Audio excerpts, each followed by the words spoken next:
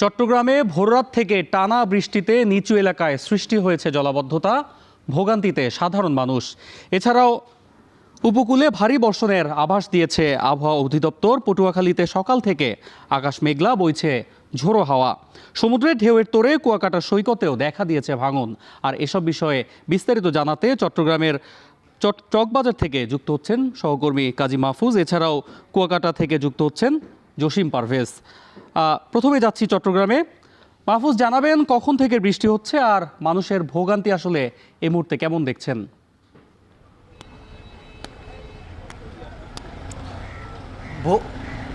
ভোররাত থেকে আমরা দেখতে পাচ্ছি টানা বৃষ্টি হচ্ছে, যদিও গতকাল থেকে কখনো কখনো গুড়ি গুড়ি বৃষ্টি, কখনো আবার মুষলধারে বৃষ্টি হয়েছিল চট্টগ্রামে। পতেঙ্গা আবহাওয়া অফিস আমাদেরকে যেটি জানিয়েছে যে গত 9টা থেকে গত 24 ঘন্টায় মূলত চট্টগ্রামে 189.0 মিলিমিটার বৃষ্টিপাত রেকর্ড করা হয়েছে। তবে আজ সকাল 6টা থেকে 9টা পর্যন্ত 3 ঘন্টা বৃষ্টিপাত রেকর্ড করা হয়েছে 109.0 মিলিমিটার। সেই জায়গাতে আসলে চট্টগ্রামে আপনি জানেন যে বৃষ্টি হলে জলাবদ্ধতা সৃষ্টি এটি চিরচেনা একটি দৃশ্য। আমরা দেখতে পাচ্ছি এই টানা বৃষ্টির কারণে চট্টগ্রামের নিচু যে এলাকাগুলো আছে, বিশেষ করে চকবাজার, কাতালগঞ্জ, কাপাসগোলা, আগ্রাবাদ, হালিশহর, এই সকল এলাকাগুলোতে কিন্তু জলাবদ্ধতা তৈরি হয়েছে। ফলে সকাল থেকে যে সকল মানুষগুলো অফিসে যাচ্ছিলেন তাদেরকে বেশ ভোগান্তিতে পড়তে হয়েছে। এখনও কিন্তু তারা ভোগান্তিতে পড়ছেন। একই সাথে স্কুলগামী শিক্ষার্থীরাও কিন্তু বেশ ভোগান্তির মধ্যে পড়েছে। বিশেষ করে বিভিন্ন স্কুলে কিন্তু এখন মিড টার্ম পরীক্ষা চলছে।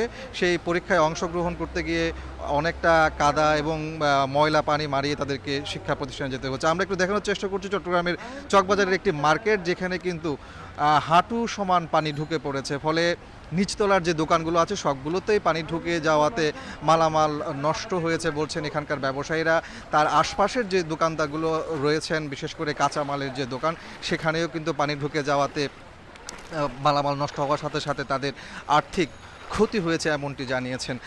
আপনাকে বলে রাখি যে আবহাওয়া অফিস আমাদেরকে যেটি জানিয়েছেন, এই মুহূর্তে কিন্তু চট্টগ্রামের কর্ণফুলী নদীতে জোয়ার চলছে। 10টা থেকে জোয়ার শুরু হয়েছে। সেই জোয়ার আগামী 6 ঘন্টা অব্যাহত থাকবে। যেহেতু জোয়ার চলছে, সেই জায়গায় জলাবদ্ধতার যে পানিগুলো রয়েছে সেগুলো কিন্তু নামতে অনেকটা সময় লাগবে, এবং বৃষ্টিপাত যদি অব্যাহত থাকে সেই পানি নামতে অনেকক্ষণ সময় লাগতে পারে, তারা আমাদেরকে জানিয়েছেন। এমন অবস্থায় ভোগান্তি আরও বাড়বে সেটি নিশ্চিত করেই বলা যায়। চট্টগ্রামে আসলে জলাবদ্ধতার এটি একটি চিরচেনা দৃশ্য, এবং এই জলাবদ্ধতা নিরসনে কিন্তু সিডিএ থেকে শুরু করে সিটি কর্পোরেশন, পানি উন্নয়ন বোর্ড সবাই কাজ করছেন, বড় মেগা প্রকল্প বাস্তবায়ন করছেন। কিন্তু সেই প্রকল্পের সুফল এখনও পাচ্ছে না। বছরের পর বছর সেই প্রকল্পের কাজ চলছে। চট্টগ্রাম উন্নয়ন কর্তৃপক্ষ যে বড় মেগা প্রকল্প বাস্তবায়ন করছে সেটির 80% উপরেই কিন্তু কাজ শেষ হয়েছে। তারপরও কেন আসলে এই জলাবদ্ধতা থেকে মুক্তি মিলছে না সেটি নিয়ে সাধারণ মানুষের মধ্যে সংশয়, শঙ্কা রয়েছে। আমরা সেই বিষয়গুলো প্রতিনিয়তই দেখছি। আপনাকে বলে রাখি যে আবহাওয়া অফিস আমাদেরকে জানিয়েছেন আজকে যে বৃষ্টিপাত চলছে এটি কিন্তু আগামী আরও 2 থেকে 3 দিন অব্যাহত থাকবে বৈরী আবহাওয়ার কারণে। একই সাথে সমুদ্র বন্দরগুলোকে কিন্তু 1 নম্বর স্থানীয় সতর্ক সংকেতের কথাও বলা হয়েছে। তো সেই অবস্থায় শঙ্কা কাটছে না, যেহেতু নিচু এলাকায় যারা বসবাস করেন সেখানে জলাবদ্ধতা তৈরি হয়।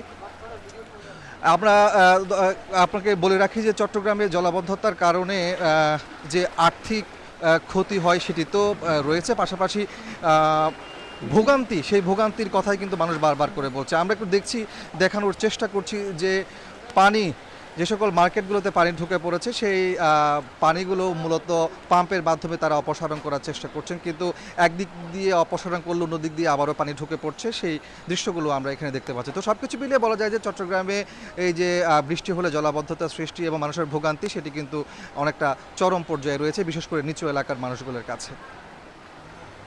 ধন্যবাদ মাহফুজ। আমরা চট্টগ্রাম থেকে এবার যেতে চাই পটুয়াখালীতে। সেখানে আছেন সহকর্মী জসিম পারভেজ। জসিম, আমরা দেখতে পাচ্ছি পটুয়াখালীতেও বৈরী আবহাওয়া বিরাজ করছে। এই মুহূর্তে আসলে আবহাওয়া পরিস্থিতি কেমন দেখছেন, আর সাগরে কোনো সতর্কতা সংকেত রয়েছে কিনা জানাবেন।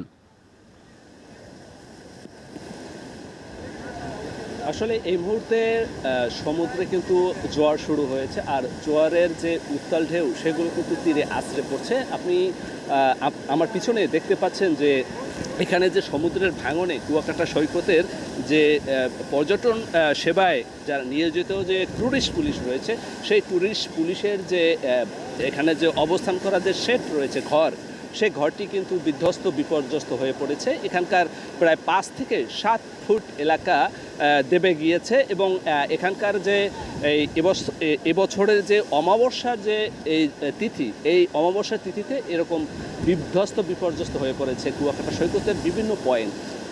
আমরা সৈকতের বিভিন্ন স্পট ঘুরে দেখেছি যে যেখানে বালুর বস্তা ফেলে বা জিও ব্যাগ ফেলে এই কুয়াকাটা সৈকতের ভাঙন রোধে কাজ করছেন, কিন্তু এতে কোনো কাজ হচ্ছে না, বরঞ্চ এখানে যে কুয়াকাটা বেড়াতে আসা যে সকল পর্যটক রয়েছে সে সকল পর্যটকের জন্য কিন্তু একটি মরণ ফাঁদ হয়ে দাঁড়িয়েছে এই জিও ব্যাগ।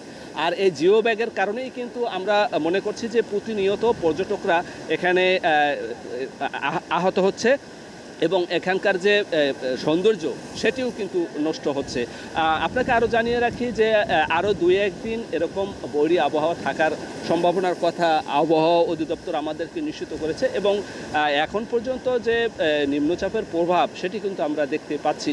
আর একই সঙ্গে এখানকার যে উপকূলীয় অঞ্চলে যে মৎস্য বন্দর আলিপুর মহিপুর, সেখানকার যে মৎস্য শিকারী সকল ট্রলার, সেই ট্রলারগুলো কিন্তু নিরাপদ আশ্রয়ে মৎস্য বন্দর আলিপুর মহিপুরে এখনও নিরাপদে অবস্থান করছেন।